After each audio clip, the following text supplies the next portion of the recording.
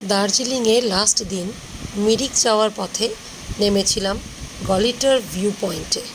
এটা জানা ছিল না যে নেপাল আর আমাদের ইন্ডিয়ার মধ্যে এটা হচ্ছে বর্ডার পয়েন্ট, এটা জানতাম না।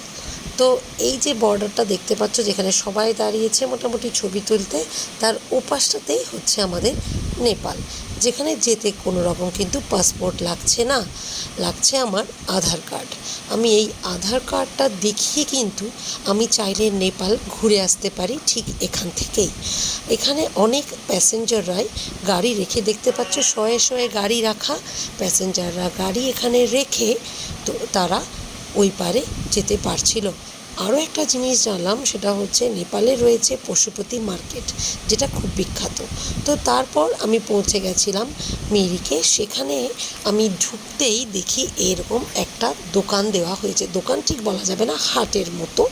এটা প্রত্যেক স্যাটারডেতে বসে। আমি ওখানে দোকানদারগুলোর সাথে কথা বলে জানতে পারলাম অনেক ভ্যারাইটিস জিনিস রয়েছে, সাজগোজ থেকে শুরু করে খাবার দাবার, ঘর সাজানোর জিনিস, তারপর রয়েছে ট্র্যাডিশনাল জিনিস, অনেক কিছুই তোমরা এখানে পেয়ে যাবে। তো একটা দিনই শুধুমাত্র বসে, সেটা শনিবার দিন, আর কোনো দিন এখানে নাকি এই সবটা থাকে না। এমনি ছোটোখাটো খাবারের দোকান তোমরা পেয়ে যাবে। তো এখানে ছিল বিভিন্ন খাবার। তার থেকে আমি একটা জিনিস খুব খুঁজছিলাম, যেটা আমি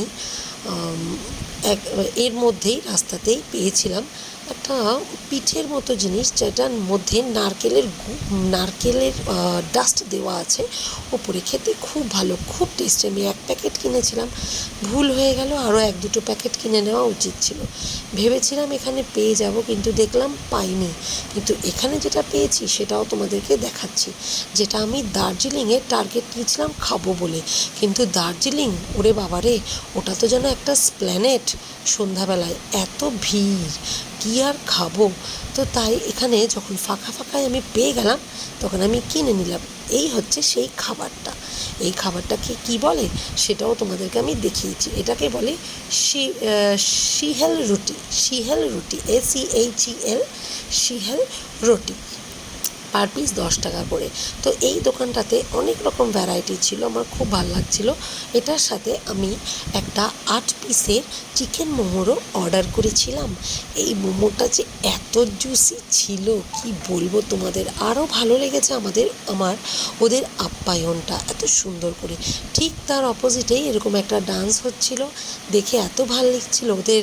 ওদের ফোক সং বলতে পারো, ওদের উপরে, তার উপরে ডান্স করছিল। এই বেবিটা ছিল, খুব ইচ্ছে ছিল আমার ছেলের সাথে একটু পরিচয় করে দিই। আমার ছেলে তো ভীষণ বাচ্চাদেরও ভালোবাসে, ছোটো মানুষ তো একটু খেলারও সঙ্গী পেত। কিন্তু আমার ছেলে আর আমার বর তো একদম দরজায় দাঁড়িয়েছিল। তো আমি তারপরে আমার মোমো এনজয় করে আমি পৌঁছে গেলাম মিরিকের এই ব্রিজটার কাছাকাছি। তো ভেতরে ঢুকে আমার খুব একটা যে আহামরি কিছু লেগেছে তা নয়, অনেস্টলি বলছি। তো ঠিক আছে, একটু ফটো তোলার জন্যে দ্য প্লেস ইজ গুড। তো আমরা এখানেই না আমাদের লাঞ্চও কমপ্লিট করেছিলাম। দেখতে পাচ্ছি এই ঝিল দেখার জন্যে শুধু এইটুকুটাই রয়েছে আমার যা মনে হলো। অনেকে দেখছিলাম বোটিংও করছিল, তো আমার বিন্দু বিসর্গ ইচ্ছে ছিল না বোটিং করার। তো ঠিক আছে, একটু ঘুরে দেখলাম, সবাই মিরিক মিরিক মিরিক করেছে। তবে হ্যাঁ, শপিং টপিং করতে চাইলে এসব জায়গায় আসলে ঠিক আছে। আদারওয়াইজ হ্যাঁ, পাহাড় দেখতে খুব ভাল লাগছিল। মনে হচ্ছিল এই জায়গা ছেড়ে চলে যেতে হবে আর কয়েকটা ঘন্টা, কারণ অলরেডি 2:30 বেজে গেছিলো। আমাদের ট্রেন ছিল 8:40 না 8:20 আমাদের ট্রেন ছিল কাঞ্চনকন্যা। তো একটু তো মন খারাপ লাগছিলই। তো ব্রিজে আমাদের গ্রুপের বাকি মেম্বাররা পৌঁছে গেছিলো। আমিও আমার ছেলে আর আমার বরকে নিয়ে আস্তে আস্তে করে সেখানে চলে যাওয়ার জন্যে হাঁটা শুরু করে দিয়েছিলাম। ছবিটা কিন্তু তোমরা দেখো, একদম সিনারির মতো না? ওই দেখো আমার ছেলে আর তার বাবা হেঁটে হেঁটে যাচ্ছে, আমি তাদের পেছন পেছন চলছি। কিছুক্ষণ তোমরা আমাকেও একটু দেখে নাও। কী আর করবো, আমার তো ভিডিও কেউ করছে না, তাই নিজের ভিডিও নিজেই করে নিলাম। তো পেছনে দেখো সবাই যে যার মতো চলতে, যে যার মতো পিকচার ক্লিক করতে ব্যস্ত। তো আমিও কি আর বাদ যাব, আমিও তো মানুষ, সেম থটস নিয়েই ঘুরি। তো আমার ঝিলটা খুব একটা খারাপ লাগেনি, বাট এমন কিছু দেখার মতো কিছু পাইনি আমি সেইখানে অনেস্টলি। তো এই করে আমরা দেখো ঝিলটা দেখতে ভালো লাগছিল, ব্যাস এইটুকুই, চোখের শান্তি।